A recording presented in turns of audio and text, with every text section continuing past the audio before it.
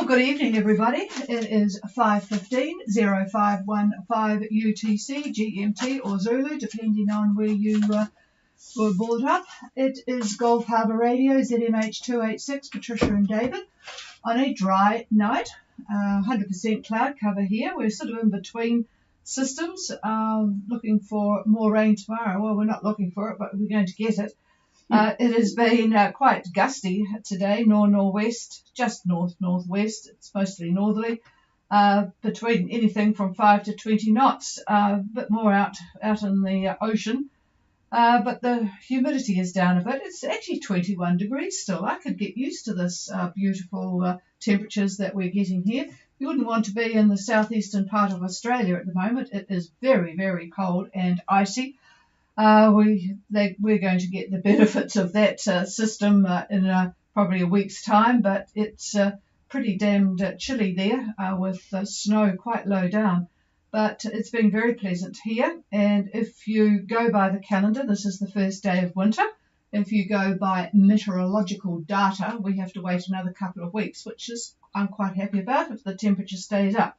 But I know it's not, but we won't worry about that. And I know that people who are looking at leaving will be very keen to leave once those sou'westers kick in. Okay, well, we've only got two boats. We've got Moon Dust over there in Torres Strait, not doing too well against the current at the moment, but I'm sure they'll be very patient, plodding on. They've got a little bit more wind than they had, but it's also accompanied by a bit of disturbed air. And of course we've got water music. So let's go for water music, Gulf Harbour. Well, this is water music, over. Yeah, good signal again, Stephen, go ahead. We are 2431 south, 16832 east, over. Yes, I have water music, almost smelling New Caledonia, 2431 south, 16832 east, and the rest? The barometer is 1016 and steady. We've got 80% cloud cover. We are motoring again, due north at 5.5 knots. Over. Wow, that's interesting. Hang on. Oh, your direction, course, please, for the boss here. Over.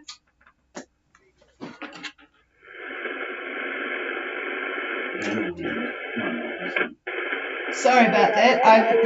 I had turned down the speaker. Could you give us your course again, please, Stephen? Of course, we are heading due north, and we've got very light breezes from the north-northwest. Over. Yeah, actually, you told me you were heading north, and I missed that. Okay, I'm going to start right from the beginning because David is looking at something here. 2431 and 16832. Steady barometer 1016, 80% cloud cover, motoring 5.5 due north with light northwest. It's amazing. You are just above what was quite a snotty area of the sea. So while you probably are moaning about having to use the motor, it's certainly better than the alternative. So I've got the chart in front of me. Have you made any changes to where you might enter the lagoon, over? We are planning to go in probably, hopefully before dark tomorrow night in the I think it's called the North Pass. Over. No, it doesn't make any sense. No. Tell us exactly. Is that? I don't think you'd be going up to Dumbia. So yeah, just let us know if you're going in at the bottom or going into the west side, which would be Bellari to Amity, or if you're going around the other side, which is Havana. So just give us a name, please, over. Stand by, just checking it. Gulf Harbour Radio, we're going through the Bellari Pass, over. Okay, it's the Amity Light one. Yep, that's what we thought. We have actually gone through one further down, Quarry, but it's pretty sporty. But yeah, Amity's a good one. It's such a spectacular lighthouse, that one. So a good one to be. And you can go and anchor there one day and go up it. So tomorrow, late tomorrow. Okay, is all going well on board, over? Well, briefly for a moment, we were the full sail today, and very, very nearly sailing in the right direction, which I think is the first time since we set out from a week ago. Over. Oh well, yeah. Well, the it's one of those passages that, well, you knew it was going to be like a little bit difficult, didn't you, when you set off? But now that you're almost at the Amity Lighthouse, I'm sure all will be forgiven on the weather front.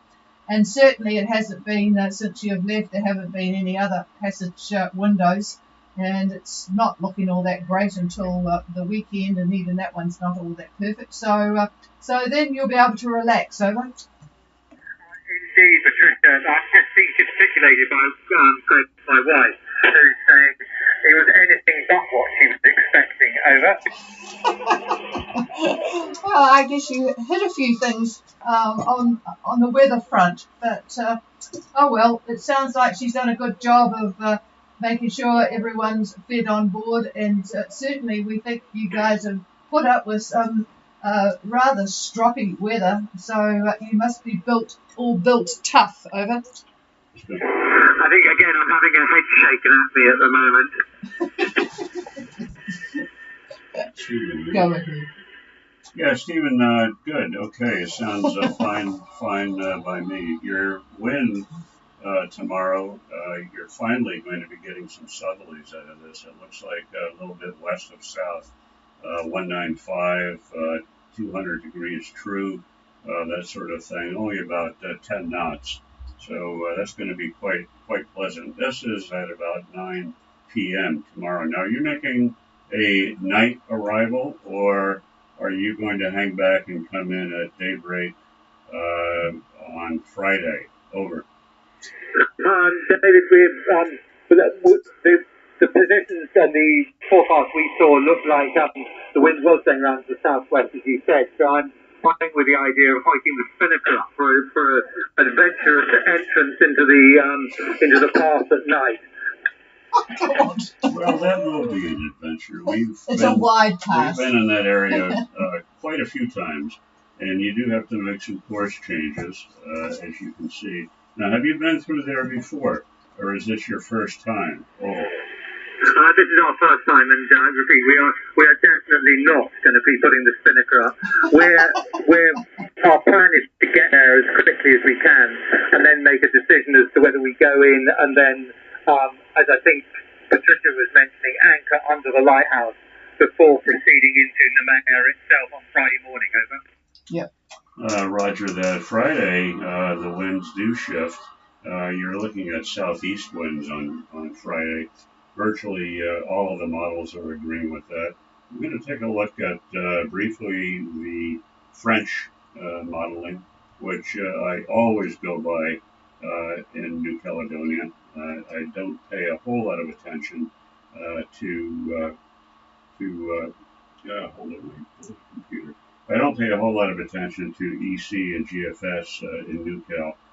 I stick with the French for the most part, and I'm trying to find this, and I'm going to give it over to Patricia for a minute and get a hammer and work on my computer for a second.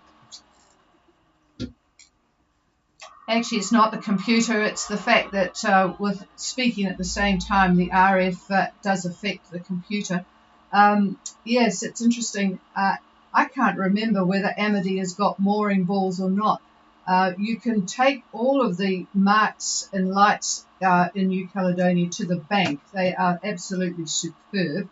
And in many places they have they've put in mooring balls in popular places because they want to protect the reefs and the whatever other else is there to protect in the water. So you may well find at Amity that there are mooring balls there, and again I say they will be good because they have all sorts of boats on them. So just keep that in mind. It would make life easier for you. I don't see that there would be too many, but while David's talking, I'm going to go to the AIS just to see who's around, blow it up.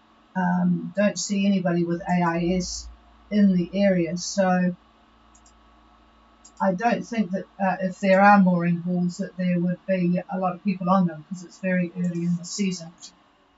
So keep that in mind, and yeah, wherever you go there, make use of the mooring balls because it does help protect the what's underneath. Over.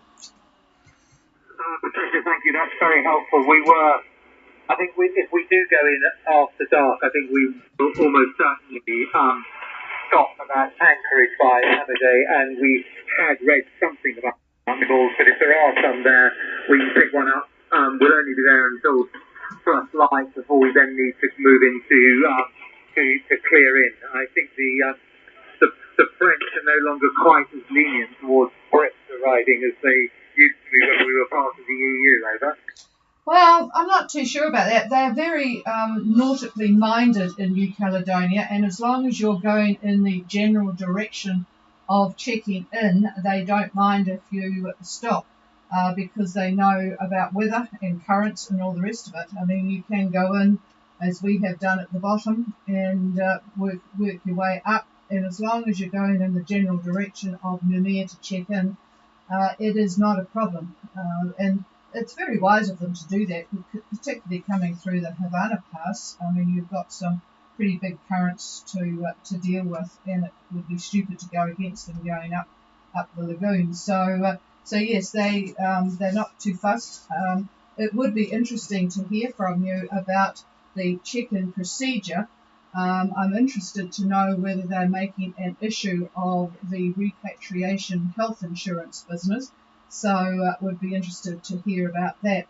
They certainly have not done that in Fiji, but yeah, I'll just pass the microphone to David on the weather situation. Sounds like your wife might be interested. Here you go.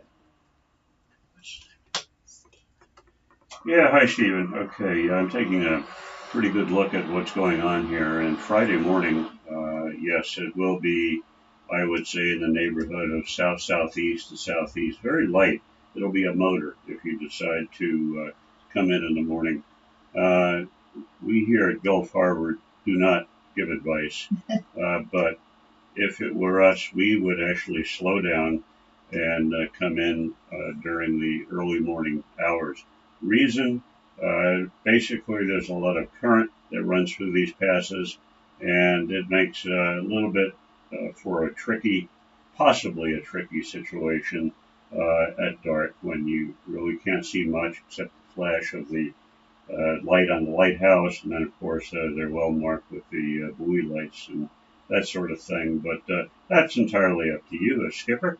But we're excited for you. That's our favorite place to go is New Caledonia. We've been to all of them up through the Southwest Pacific, and we just enjoyed New Cal immensely. So I hope we can maintain contact with you from time to time there. You'll absolutely love it. And we've got some favorite spots that we could share with you if you're at all interested. And since you haven't, I think you said you have not been there before. If that's the case, we'd be happy to chat with you about the good spots. Anyway, that's it from me. And here's Trish. Yeah, and just before you even get too far into getting connected with the internet there, you can, for free, get the very excellent weather forecast. When you just sign in, you can get the weather from the New Cal Met folk, and it's very, very good.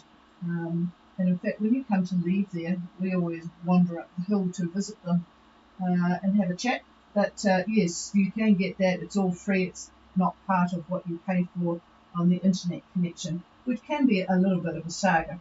But hopefully you guys, being so close to them back home, have a bit more French at hand than we do. Over. David, that's very helpful, both of you. In terms of the current going through the passes, how big are we talking about? And I guess I'm sort of got frame of reference of the Tuamotos at one extreme and perhaps some of the Fijian ones at the other extreme, over. Yeah, well, they're not like tuamotus from my experience, but I'll pass it to David. Yeah, no, it's not at all like the Tuamotus. But you do have obvious currents because of, well, just because of the nature of the topography on the bottom. And we're only talking just a couple of knots at worst. It's all a function of what the tides are doing when you arrive there. So it's really hard to say, what you'll have. The thing is, you'll have current. Is about the only thing I can say. And to me, arriving when there's daylight, you'll be able to sense and feel much better than at night. But I wouldn't let that put you off if you have confidence. If you have confidence in your GPS and your chart plotter and all that kind of thing, just go for it. We've seen many chart plotter groundings, if you will, mainly because of current and also the chart itself not being entirely correct. We have a few stories about that at another time. But anyway, yeah, the winds are certainly not favorable until a little bit later when they start to swing around again to a southerly quadrant. So you're against it for a while. So it really gives you an opportunity not to rush things. That's the worst thing in the world is rushing. Obviously, the ideal time to come into a pass is at slack tide, but you'll have to. I don't have that data in front of me right now, but I'm sure you're able to get it through the information that you've got on the boat, whoever you're able to hook up with in terms of that sort of thing. So, yeah, not much to add. Over. David, Patricia, that's been very helpful. We will certainly commit to staying online after we cleared in to let you know how the procedure feels to us. And we would love to pick your brains about the good places to go to. I think we've heard lots and lots of good things.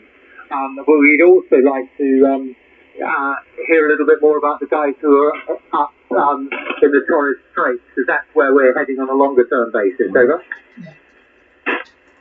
Yes, well, they're really struggling at the moment, but they don't have a mainsail, so that's quite a big problem with the currents. They've got this negative current at the moment, and they're currently at 11 degrees 05 and 14902 east, and getting a negative current at the moment. There is a very excellent book, evidently, that you can buy or download from Amazon that covers the Torres Strait, written by somebody who was chap who knows it very well. But of course they don't have that on board. So, but yes, it can be quite an interesting one. They're doing about 3 knots at the moment though, which is better than they have been doing. So, but it will take a while to get through, particularly that slot at the top of Australia, Gulf of Carpentaria there. So yes, it will be interesting. So we'll certainly be keeping in touch with them both, Peter and Karen, as they go through. I'm going to be they can't broadcast on this frequency, but I'm going to be they can hear us. So good evening to you two up there. But we'll be trying 12 megahertz shortly, which should work pretty well. Okay, and if anyone does want to get in touch with us, don't forget our email address is ghradio@extra.co.nz. And that's about it. I'll clear with the folk on water music. They are getting rather deliciously close. And just looking at the massive boats heading towards Fiji from French Polynesia, just absolutely amazing. So there's still there's a bit of wind up there, which is good now. Those people that were very slowly getting there will be appreciative of the wind. Is there anybody else wanting to make contact with? Oh, hang on. David wants to do one last thing for you, Cal. Yeah, one other thing, Stephen, looking at the estimates of the sea conditions coming in on Friday, looking at Friday, the time is this, very, very early in the morning, 2 a.m. Let's change it to, let's see here, let's go to 8 o'clock in the morning. We'll do that. Hang on.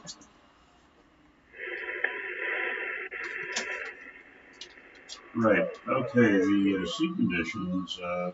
The main primary swell is going to be coming out of the southwest, and it's looking like 2.5 meters, uh, and yeah. Sorry for the delay. Just trying to interpret this. So that's another issue. As the swell increases, and it will have increased. It's a lot less than that now. Looking at today as an example, we're looking at 1.5 meters, and they're estimating that come tomorrow, it jumps up to 2.5 meters, and then Friday, it looks like about the same, 2.5 meters.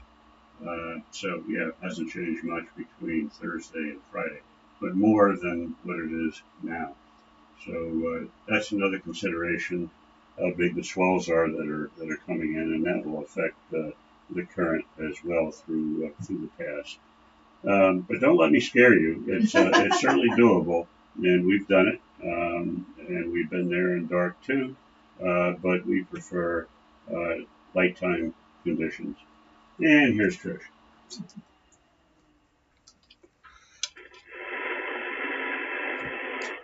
Okay, is there anybody else wanting to touch base with Gulf Harbour? I'm just looking at where Somerset and Qatar 2 are, and then further away there's a boat, it's an interesting boat name, ISIS, Austrian boat, must mean something in Austrian. Is there anybody wanting to call? Please do it now. This is Somerset, over. Yeah, good evening, Paul. How's everything up there, over?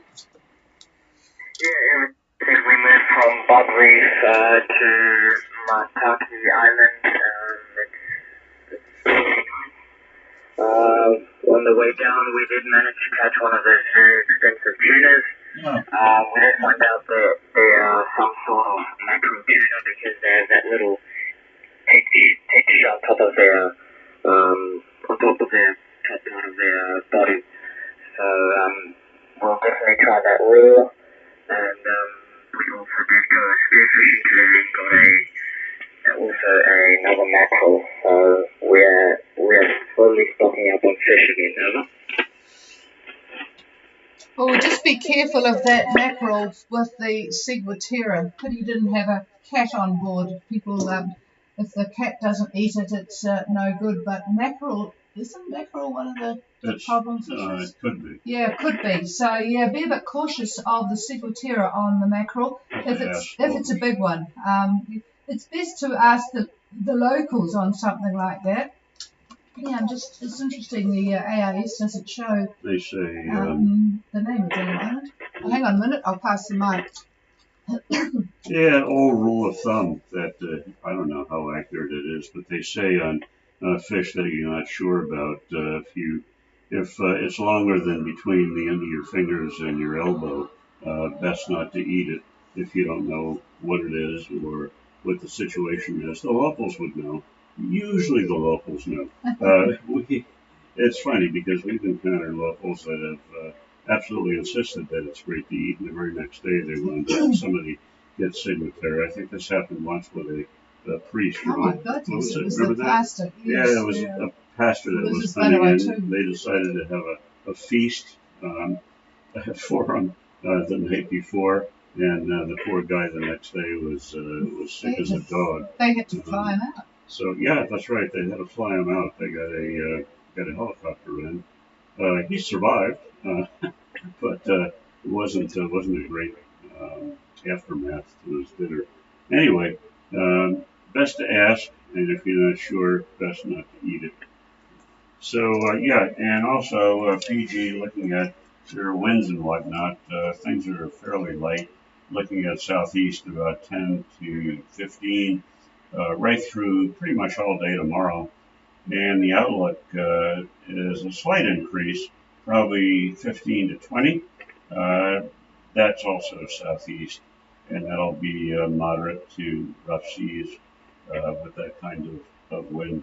But overall, all of the fronts and troughs are away from you, so it looks like very, very fine weather to continue your exploration.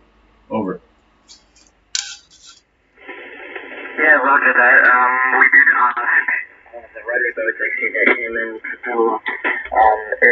it's edible fish, we did show it and they said they're very nice because they caught one of them as well.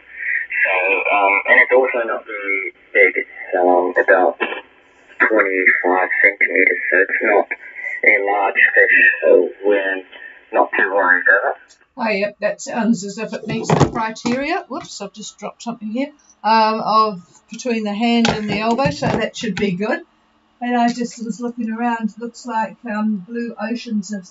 I did a chuckle where I saw where they were because it says they are anchored outside of Tramonto's restaurant. I wonder how current this AIS chart is.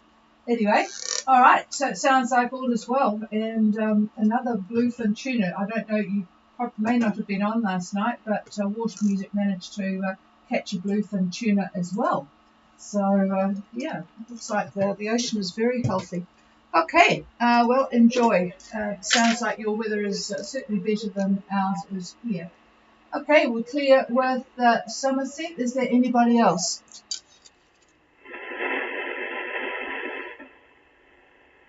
No, nothing heard.